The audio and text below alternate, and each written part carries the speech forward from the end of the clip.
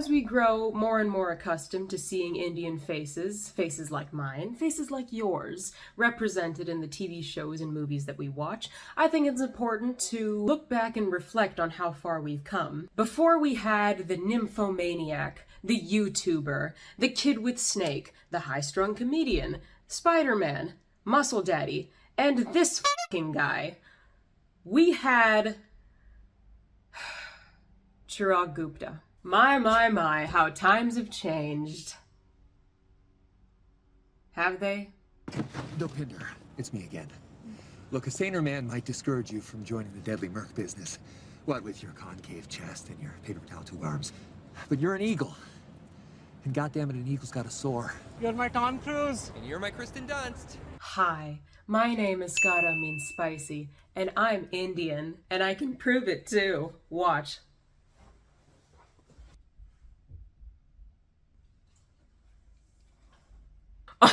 Oop.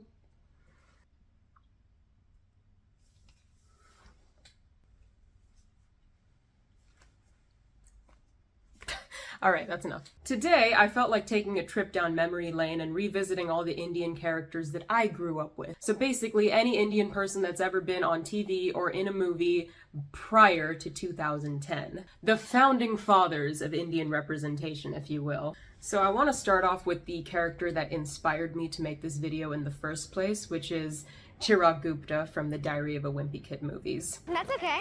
I'm Chirag Gupta, and I'm single. Wow. My name is... We know exactly who you are. Holly Hills of 432 North Embry Lane. No. Chirag is one of Greg Heffley's friends. He's weird, he's nerdy, he's an outcast, he gets picked on. He's just like Greg, except he's Indian, and he's got the accent to prove it. In all of the Wimpy Kid books, which I've read all of them, nowhere did it say that Chirag Gupta has an Indian accent, which means when they were making the movies, they made a conscious decision to have the actor put on a fake Indian accent. Why? What was the point of that? Did they want to make him seem nerdier? Did they want to make him seem even more like weirder and more of an outcast? Did they just want to embarrass our entire race? Apparently, he even had an accent coach to make him sound more Indian. What? And to be clear, I don't have a problem with Karan Brar, the actor that plays Chirag Gupta. I want to be clear, I'm not trying to make fun of him in this situation because keen viewers will notice that he was a literal child in the movies, and I'm not about making fun of children. What I am angry with are the adults that let this happen, you know? His parents, Karan Brar's parents, presumably two Indian people, watched their son put on this bizarre song and dance for the camera and were just like, "Yup, I'm greenlighting this. This is gonna make our people look so great." I'm not kidding when I say that I have thought about Chirag Gupta at least once a day for several years. And it's because Diary of a Wimpy Kid, in my opinion, is like one of the funniest franchises out there. The first three movies, at least, with the original cast. It's one of those movies where if you rewatch it, you will find something new to laugh at each time you rewatch the movie. That's how good it is, and it's really difficult to make movies like that. Much less movies for children. Like, do you know how hard it is to make non-explicit humor these days? And they did it. And these movies are so close to being perfect if it weren't for that freaking little Indian kid. The actor Karan Brar also plays Ravi Ross in the Disney Channel TV series Jessie, where he's essentially playing the exact same character as well. Weird little Indian kid with an accent, only this time he's wearing a kurta, in case it's not obvious enough that he's Indian. Oh my, what you wearing? It is my sherwani, only worn on very special occasions. Since my tutor says I am now ready to start school with Emma and Luke, what better day to wear it? I once again want to stress that my beef is not with Karan Brar. I literally do not know him. We are strangers to each other, and I don't want to make it seem like I'm insulting him. Recently, he wrote an article for the Teen Vogue, and I read it, and he discusses in depth his difficulty with depression, substance abuse, coming out, challenges with his parents, and, you know, it's a very heartfelt article, and I feel for him. I really do, and I can't imagine the stress it must have put on him, or the mental impact it must have had on him to portray this bizarre character for his entire childhood in front of a camera. But, you know, he's an adult now, and I honestly hope I can see him in much better roles as an adult. I'm rooting for you, my man. We can't talk about Disney Channel Indians without discussing Baljeet from Phineas and Ferb. Now, I've only seen a few episodes of Phineas and Ferb. From what I can gather, Baljeet is a dorky, nerdy Indian guy who cares only about getting good grades. He's an outcast and he gets mercilessly bullied. Pizazian and Kanayanite! That science prize is as good as mine! So why am I here again? Because, as a person of superior intellect, I require an angry wall of meat to protect my science project. Are you cringing yet? Speaking of Disney Channel, does anyone remember that episode of The Sweet Life of Zack and Cody where some Indian prince was visiting the Tipton and he wanted to see Boston but as a normal person, so he switches places with Cody and Cody wears a veil and pretends to be Indian for a day? Does anyone remember that? I'm Zach and he's Cody. So you two are being beans in a pod. I mean, being identical? This is called a hot dog. In this country you eat dogs? It must have been a fever dream, come to think of it. I would say something about Raj from The Big Bang Theory, but I'm afraid I'm gonna start sounding like a broken record because he too is a dorky, nerdy Indian guy with a goofy accent. Groundbreaking. Raj, look at you! I know, I'm resplendent like the noonday sun, am I not? You know, I've been brainstorming on how to make a video like this and how to go about talking about this stuff, and I've been struggling to come up with things to say because they're all the same. Every Indian character from TV prior to 2010 is the exact same character. The actor who plays Raj, Kunal Nair, in interviews seems like a pretty chill guy. He seems really cool and funny and, dare I say, charismatic, which makes me all the more sadder because I think about how talented and amazing these actors are, and then they just end up getting shit gigs like this. Thank you for listening. You're a doll. Uh-oh. Turn your pelvis. You know? Like, they're capable of so much more. I would be remiss if I didn't mention that The Big Bang Theory is huge in India. Huge. If there are Indians out there that actually like this show, perhaps they even relate to a portion of Raj's character, perhaps I'm missing something. You know, maybe I'm in the wrong here. No, I'm not in the wrong. Are you kidding me? It is worth mentioning that pretty much all of the characters that I can think of that I saw growing up on TV are all men. So I can't imagine what it was like to be a young Indian boy and watching all this stuff growing up on TV. Like, I'm pretty sure it was hard not to internalize some of it, you know? On that topic, I found this article online. It's an opinion piece titled "I Hate Indian Disney Characters" by someone named Arsh Goyal. And he writes, "When I was young, characters like this affected how I saw myself and how I thought others perceived me." Doesn't that just break your heart? Jesus. "I remember being insecure about my appearance, personality, and friendships well into my teens because of my warped self-image. There was always a quiet voice in the back of my head warning me to flout the way I hate being perceived. Arguably, listening to that voice turned me into the blithe prick I am today." Honestly, same. And now for the granddaddy of all stereotypes, Apu from The Simpsons. I feel as though this horse has already been beaten to death several times, so much so that Apu has been completely removed from The Simpsons. But that's not gonna stop me from running my yap. Several years ago, the Problem with Apu documentary came out, and I watched it. It's a documentary by the Indian-American comedian Hari Kondabalu, and he, for the documentary, invited several Indian actors and Indian comedians into the documentary to just give their perspective on this and how seeing Apu in the media affected them and their careers. He was making a lot of really great, really valid points, and he had me in his corner up until he did a little interview with Whoopi Goldberg, where they were discussing her giant collection of racist memorabilia. I wish I was joking. In this conversation, Hari made the comparison of Apu to minstrelsy. Essentially, Hari is suggesting that Apu is blackface for Indians because it's an Indian character being voiced by a white actor.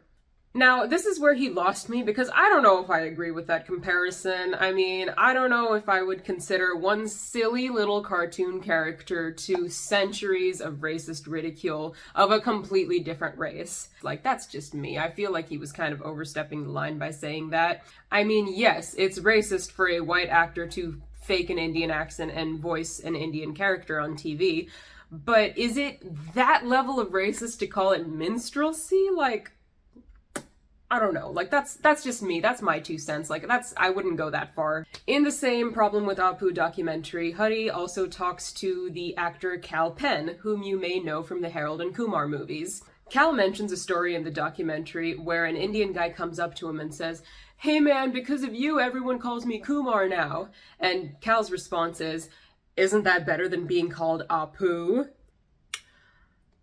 Really? You really think Kumar is better representation for Indians?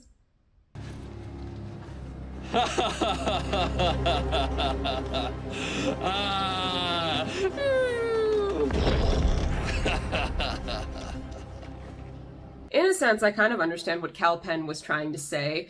Kumar isn't some racial stereotype. He's not putting on a fake accent. He's not a nerd. He's not, you know, a social outcast. He's just some guy. You can put Indian people in TV shows and movies without smacking them upside the head with stereotypes, you know? And just let them exist. Let them be.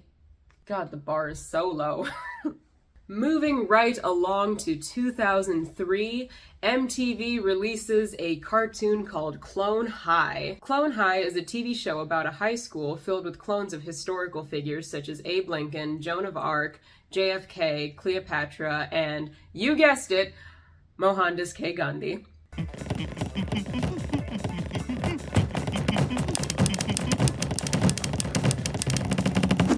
Is everywhere! Darn it, Gandhi. I've had it with your constant fidgeting. Joan, I haven't gotten a single high five since I've been in here.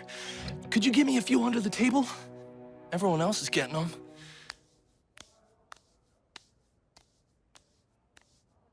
Now, I've seen the first season of the show, and my opinion is it's hilarious. It's very well written. It is so funny and so edgy and so ahead of its time. Like, I really did enjoy the show.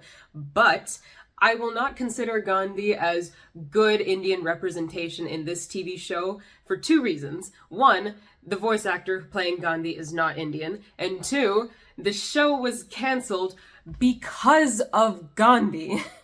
According to this article that I found, several Indian politicians, including Gandhi's grandson, were deeply offended by the portrayal of Gandhi in Clone High.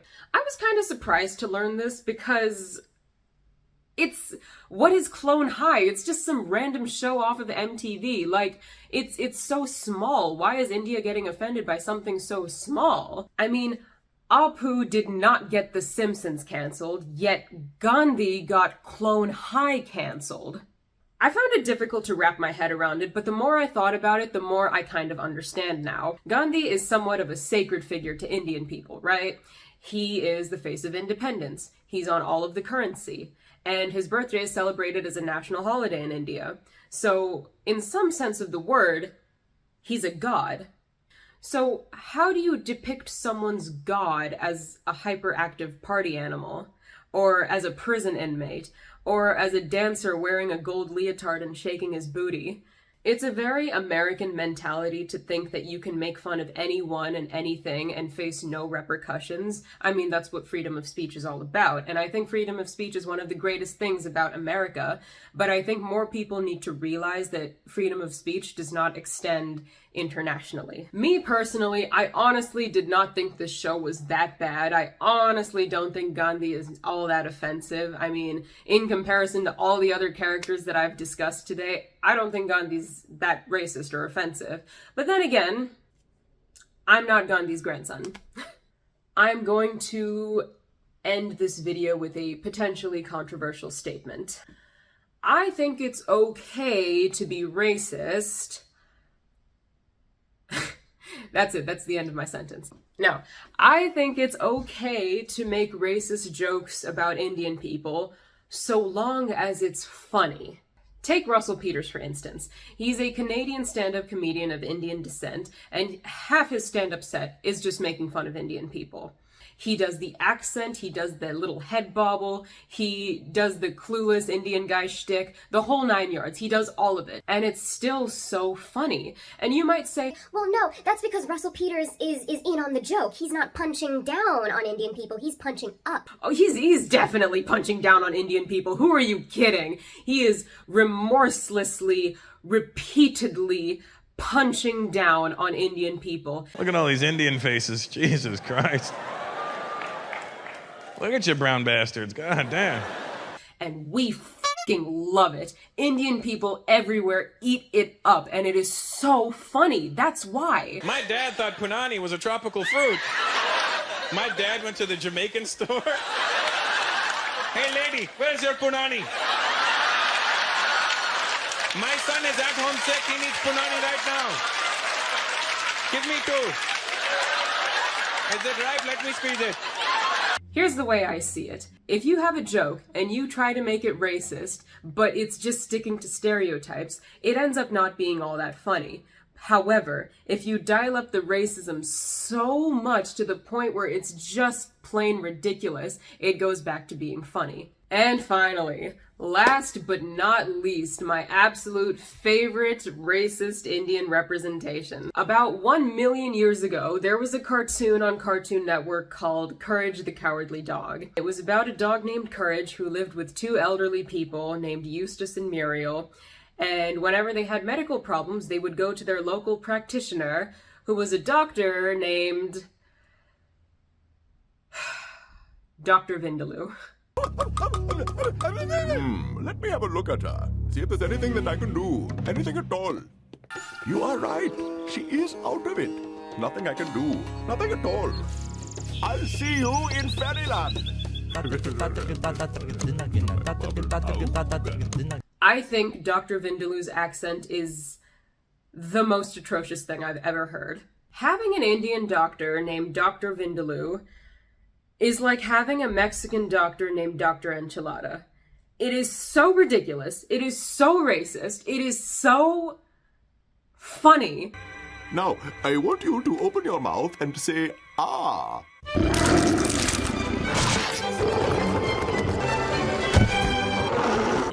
That is the worst case of chickenpox I have ever seen. I don't know, maybe I'm just looking at this through the lens of nostalgia. Maybe if Courage the Cowardly Dog came out today, I would also be making posts online with the hashtag cancel Dr. Vindaloo. But that's not the case. This show came out in 2002, and it's one of my favorite shows ever. So there you have it, a comprehensive list of all the Indian people that I grew up watching on TV. The Mount Rushmore of racism against Indians, if you will. Am I missing anyone? Did I leave out your favorite Indian character or your most hated Indian character? Let me know in the comments below. Perhaps I shall make a part 2, because I had a lot of fun filming this. Alright, unless I can think of more egregious representation of Indians in media, that's it for me now. I'm done rambling. Ciao.